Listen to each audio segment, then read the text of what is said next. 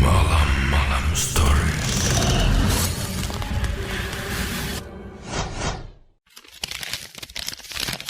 Catatan pertama. Hari ini adalah hari yang penting di sekolahku. Hari ini adalah hari foto. Aku tidak sabar menunjukkan pakaianku hari ini. Pasti akan sangat menyenangkan. Tapi aku menyadari kalau ada sesuatu yang membuat kelasku tidak bersemangat. Jujur saja, aku tidak tahu apa penyebabnya. Tapi mungkin mereka hanya gugup. Lagi pula, siapa yang tidak gugup saat akan difoto, bukan? Ngomong-ngomong, aku ditunjuk untuk mengambil foto hari ini dan menyortirnya ke dalam buku tahunan. Aku tidak sabar. Catatan kedua. Jadi, aku melihat ada sesuatu yang aneh di beberapa foto. Aku kurang yakin apakah itu bekas terbakar atau sesuatu yang lain semacam itu. Ada guratan hitam putih dari sebuah sosok di dalam foto. Aku hanya melihatnya di 7 foto sejauh ini. Agak aneh. Sekarang aku sudah mengganti lensa kameraku. Seharusnya ini bisa membantu membuktikan apakah yang barusan itu karena kesalahan kameraku atau memang sosok hantu. Tapi aku mengabaikan kemungkinan kalau itu adalah hantu. Oh, 10 menit lagi kelas 7 akan masuk. Sebaiknya aku bersiap-siap. Catatan ketiga.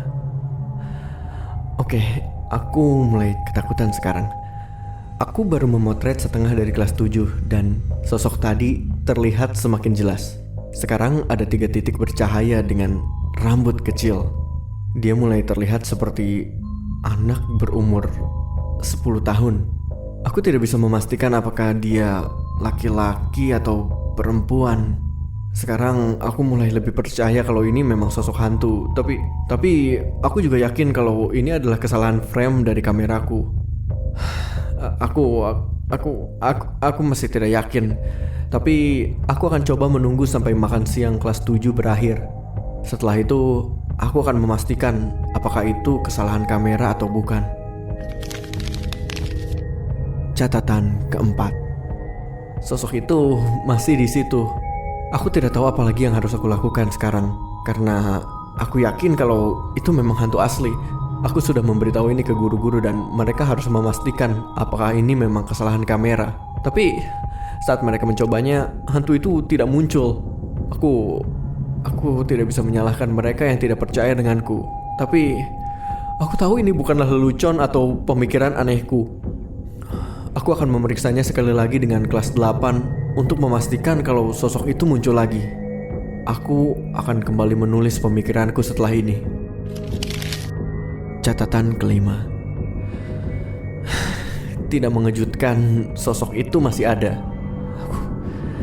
Aku rasa aku mulai gila. Aku harus memastikan apakah yang aku lihat ini nyata atau tidak. Aku punya ide cemerlang untuk mengambil foto diriku sendiri dan memastikan itu. Sudah kuperiksa dan dia masih ada. Tepat di sebelahku. Berdiri seorang gadis. Aku perlu meneliti ini. Aku akan segera kembali. Catatan keenam. Cukup. Aku sudah tidak bisa menjelaskan apa yang aku temukan. Gadis yang ada di foto itu adalah gadis berumur 10 tahun yang pernah hidup. Dia meninggal karena serangan jantung saat lampu flash dari kamera menyala. Namanya Alice. Dan dia adalah gadis paranoid yang menjalani kehidupan sederhana di sebuah peternakan. Aku tidak bisa menemukan informasi tentang anggota keluarganya. Aku hanya tahu kalau mereka pernah menjadi pemilik sekolah ini di tahun 2009. Saat Alice meninggal karena serangan jantung, mereka menjual sekolah ini ke kepala sekolah yang sekarang. Aku tidak tahu harus merasa apa dan aku menulis hanya agar semua ini segera berakhir. Saat ini, aku sedang tidak ingin menulis. Catatan ketujuh. Sekarang, aku sedang bersembunyi di toilet sekolah. Aku tidak tahu bagaimana caranya menjelaskan semua ini. Jadi, aku akan menyederhanakannya. Bukan cahaya flash dari kamera yang menyebabkan gadis malang itu terkena serangan jantung. Aku baru tahu kalau ibunya adalah seorang kriminal dan benci mengurus anak. Jadi, saat dia punya anak, dia mencari cara untuk membunuhnya.